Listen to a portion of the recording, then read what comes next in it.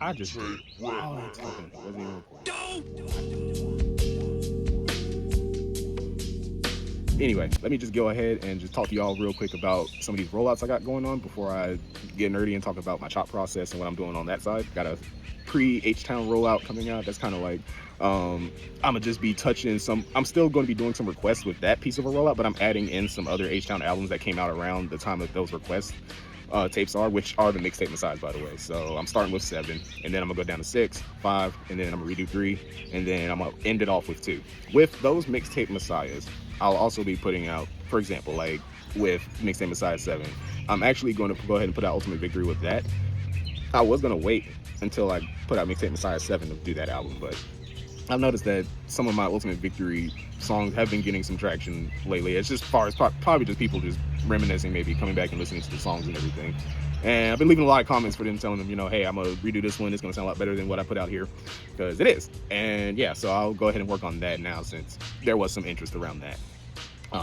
And some of those people did respond back and just show me like, you know, yeah, I see your message, I got you, like cool, that's cool with me, kind of thing. So yeah, mixtape Messiah 7, Ultimate Victory, and I'm probably gonna put out Boss of All Bosses with that as well. So that'll be kind of like the 3 H-Town tapes that come out after I finish the Biz tape as well as the Revival tapes. So I'm gonna go ahead and knock those 2 out. And then with mixtape Messiah 6, this is the batch I'm probably most excited about actually. And then I'm gonna knock out a Trappin' Ain't Dead request that came in a few weeks ago. And I'm gonna work on Relapse. So that's gonna be the 3rd time that I'm chopping this album up. But I'm doing it because the second one does have most of the songs on YouTube right now, and people are still enjoying them. But there's like 4 or 5 songs missing from the original. And as I listen to it myself, I personally don't like the transitions on some of those tracks. The reason I'm so excited about this batch is because, yeah, I'm going to be redoing Relapse. I think it's going to sound much cleaner. It's going to sound much better than the second version, which I'll still leave up on my YouTube. I'll make a playlist for it. I'm probably not going to try to substitute the songs in those places like I did with Recovery, because Recovery, it was only missing 2 songs, and one of them was blocked off of YouTube for whatever reason, which was 25 to Life, and I still can't upload that song to this day. So yeah, that tape, it was just in such a different place. And on top of that, you know, I was able to salvage On Fire. I was able to make some magic out of that and bring the tape back together, as well as throw in a Shady Cypher from 2011 as a bonus. But that was just for Recovery. That was kind of a surprise to put out with Eminem Show when I had redid that tape, because a lot of people asked me for Eminem Show, and it's still probably my highest downloaded tape to date since I've returned from 2025. Yeah. So that, I think that's pretty cool, and yeah, it's out there, so you guys can go check it out. You know, kind of see my journey up to this point, and yeah, we're gonna keep pushing. So I'm so excited about that batch right there. I might throw a 4th tape in there, not sure yet, but those 3 tapes are definitely gonna be coming out together. And then after 6, I'm gonna put out mixtape Messiah 5. Cocaine by Zero, I'm definitely gonna put that with mixtape Messiah 5. But yeah, I gotta kind of think more on what other H-Town tape I want to put with that one. I sat for a while and tried to figure out if I was gonna redo 4 or not. And honestly, I'm not. I'm gonna just leave it as I did it, because not only was that one a reversion of a very, very early version of mixtape Messiah 4 that I chopped. It has a red cover, and I just own it at this point. I have a lot of nostalgia with that tape. I worked really hard on it. That was kind of the first stage of me developing my chop sound and getting to a next level for myself at that point. And I just kind of want to keep that time's sake there.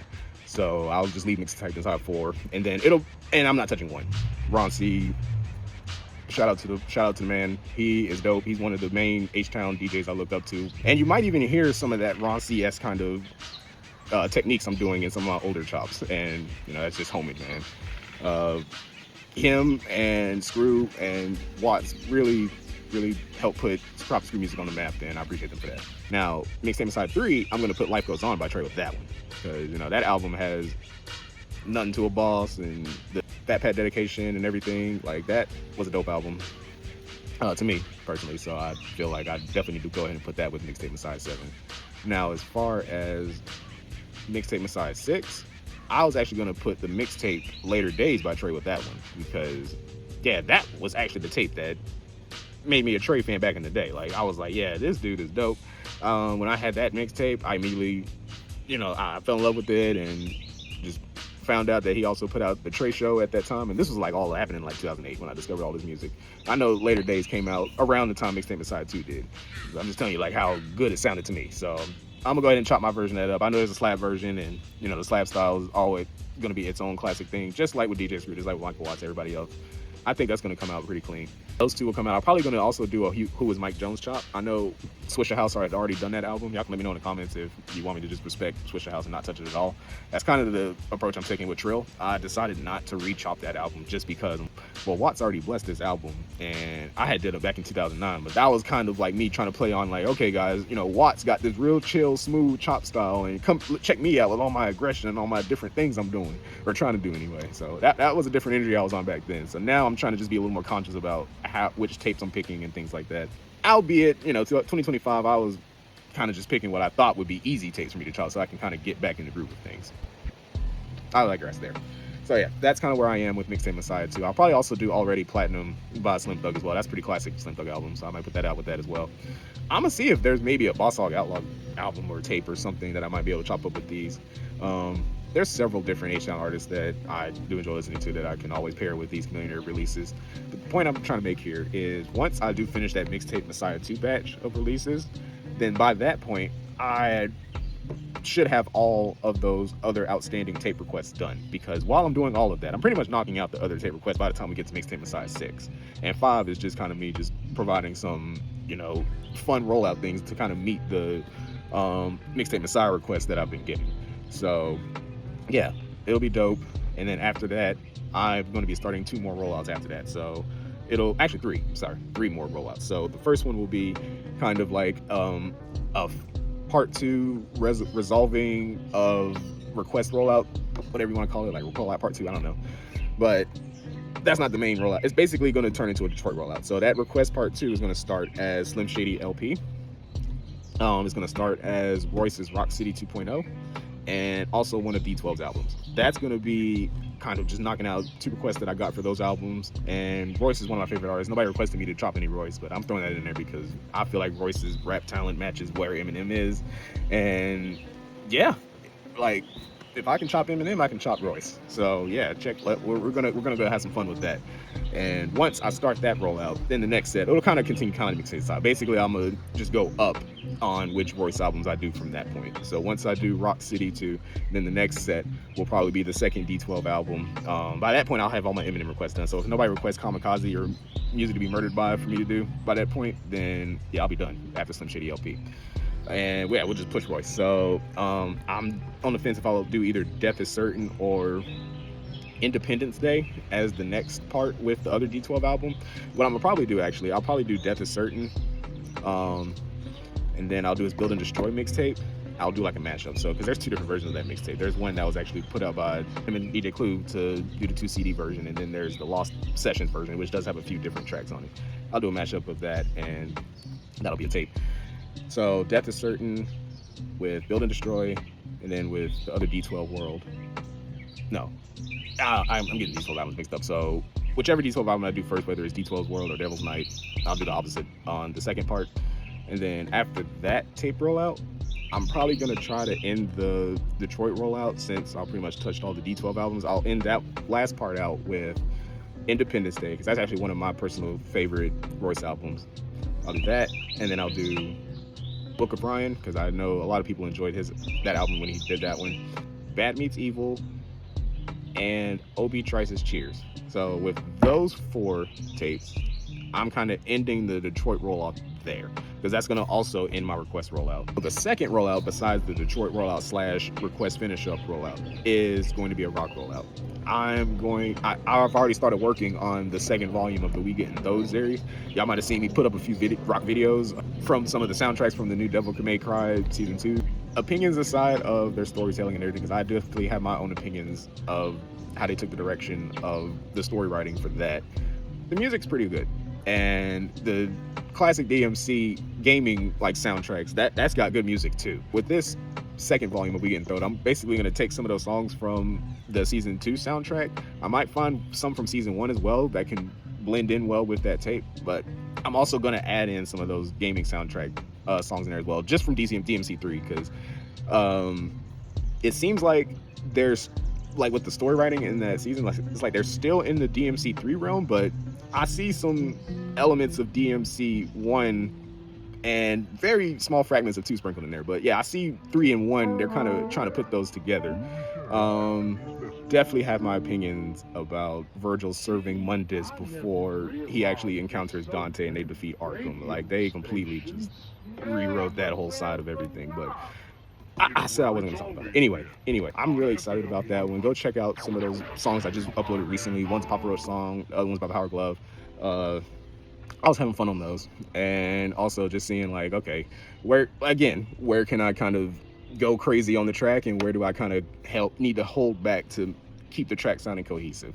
Give me your feedback there on either one of those if you want, good or bad. I'll take it all. And yeah, so stick around. I got big stuff coming for the rock, and then after I do that tape, I'm gonna be doing some other rock tapes too. I know somebody requested a couple rock artists from me. I have on my list. I'm gonna knock out some Avenged Sevenfold. I love their Nightmares album, so I'm probably gonna do that one. 3 Days Grace, I saw somebody request them. I also saw some Disturbed requests. So there's several bands out there that I can definitely look into, and I think it'll be fun.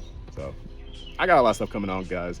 I'm really excited. And with all of this, I'm also going to be working on trying to like find a way to record myself while I'm actually chopping the songs. So that way you can see like maybe in a screen like this or something, I don't know. But basically actually working the keyboard. So that way you can kind of see how I'm doing it just like this without a turntable set. But magic can happen, and we can do it as long as you're determined and you're able to, put some energy and effort into it. I got a passion for this. It's kind of like traditional drawing and painting and art for me. Like, I love it. And speaking of that, I will be touching up my cover for that We Get in Tho'ed Volume 2. I did use AI to go ahead and just give me a concept of like Dante and Virgil in the studio. Came out decent. So I was like, okay, I'll just put this on there for now. But did give me some ideas. So I'll be drawing my own cover and coloring it myself and everything. That hopefully won't delay me putting that tape out, because I'm not planning for that tape out to come out until probably like, I want to say around end of July, maybe mid-July, end of July. Like, that's kind of the timeline I'm looking at for getting to that rock stuff. But I'll be doing songs here and there, and like I said, I'll be putting Menace to Midnight out. It's somewhere within that Mixtape Messiah rollout. So there's still room for people to request rock tapes from me and everything. I'm just letting y'all know that DMC based rock tape that I'm working on, that won't come out for a little while. I want that one to sound really good. But yeah, so I got those two, and then the last one, which isn't not time sensitive at all, this will just happen when it happens, is a collab rollout. So with that collab rollout, I'm going to be tying in my Tho'ed Po'ed style with that collab rollout, because Shinobi's working on another tape. I'm gonna go ahead and chop his new tape up, chopped and stowed style, like I did the other two, because people love that one. And with the other one, I'm going to take some of his bigger songs that he's put out in his earlier parts of his career and make It's Tho'ed Fool Volume 1 tape out of that. It's Tho'ed Fool is a play off of me saying throwed for my chopped and throw style, when, H-Town slang, the regular slang way is to say it like throwed. Yeah, it's a mixtape series to correct myself. I think it'll be a funny little thing going forward, you know what I'm saying? Like, so yeah. Volume 1 will come out. It'll be semi-hosted by him. I'm gonna ask him if he can go ahead and record some vocals for me for it. I think that'd be awesome if he does, so it could really feel like he is hosting my mixtape. And I'm gonna have other artists on there. Like, I'm gonna have some A$AP Rocky songs. I'm gonna have some 6WA, Future, all those recent Drake songs on there too. Like, yeah, I mean, it's gonna be a fun little tape, and it's gonna kind of be that stamp of boom, it's DJ Howie still here, but I can change my style up. Like, check this out. And with that style, I'm going to be working my skill set to be kind of as close to the legendary not Ron C, excuse me. That's what the chop and throw for. I'm gonna be working my Tho'ed Po'ed style to be as close to the legendary DJ Screw and Michael Watts' styles as I can. I know I'll never be them. I'm not even trying to out here and outperform them. Like, that's not my mission here. I just want to pay as close homage to the artistic craft that they were putting into their songs in this day and age that we just don't have these legends here with us. So we're gonna keep carrying that legacy on, man. And I got these two styles that I'm putting out, and I'm gonna have fun with them both. One's gonna be more work than the other, I will admit that. The chop and throw stuff is more natural for me. I'd love to get in there and find artistic nuances and trying to get the repeats to match, or get the repeats to sound good at least, and really just chop and have fun. So as far as the rollouts go, I'm kind of knocking these out in the order that I've gotten them, but across all my platforms. So whether you're giving it to me by email, Blogspot, Facebook, YouTube, wherever, Audio Mac, I am going to I've taken notes, and I'm going to be knocking these takes out in a semi-sequential order, but still making sure I kind of hit everybody. Before I get into the nitty-gritty, well, let me go ahead and give my shout-outs. Shout out to PTR boys. I still see a lot of y'all out there kind of doing your thing. Fear-minded, aka DJ Chops a lot. Man, appreciate you for all those collaborations back in the day. Just one of the DJs I looked up to try to really refine and perfect my chop style itself, so appreciate that. Same goes to DJ Ice. He was honestly the first inspiration from Purple Tape Records that really inspired that sound that I have now. So he was kind of that pioneer of my kind of cleaning up of my chop sequence at the end of 2009, when I kind of sat back and I was like, okay, I'm not going to be a Ronci. I'm not going to be any of these other DJs. Let me just kind of hear what my peers, my direct peers, are doing and learn from them. So huge shout outs DJ Ice, DJ Chops a Lot, Dre Day, Purple Land, Devon Station, Slow It Down, DJ Chucksta, yeah, all you PTR boys, as well as the word DJs, if y'all are still out there. Shout out to you guys. After I've had that Chop Star feedback, I've had a lot of time to be able to develop my style and really like fine tune those areas that I need to improve, which was definitely the scratching in the transition. Feel like they're a whole lot better than they were back in like October and December. You guys can check out some of those tapes I put out back then to see the difference that I'm putting out now. So my chop process is different. Basically what I do now, I used to be able to chop songs in one go, not to a Slim K level. Like I was never that good, but the point I'm making is I was able to start a song, chop it up, do what I need to, end it, and feel comfortable about it. Then I went on hiatus 15 years, and here we are.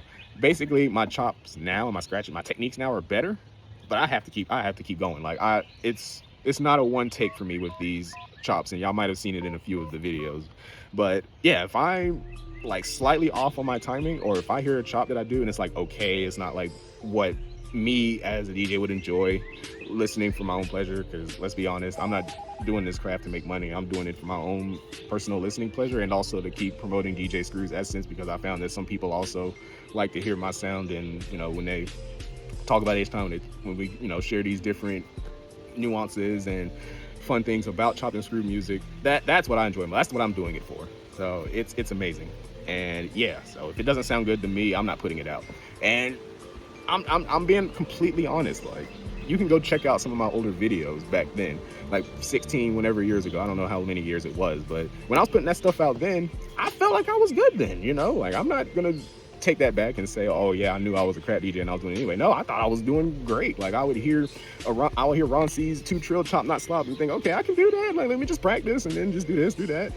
Not knowing that it takes years upon years of discipline and dedication to really refine what you're doing on the tables. I know I don't use real tables right now, but this stuff, it still takes a lot of technique. It requires a lot of key timing, and you still have to know what you're doing. So even if I'm not using a real turntable, I still feel like I'm damn near close, because I'm playing with vinyl.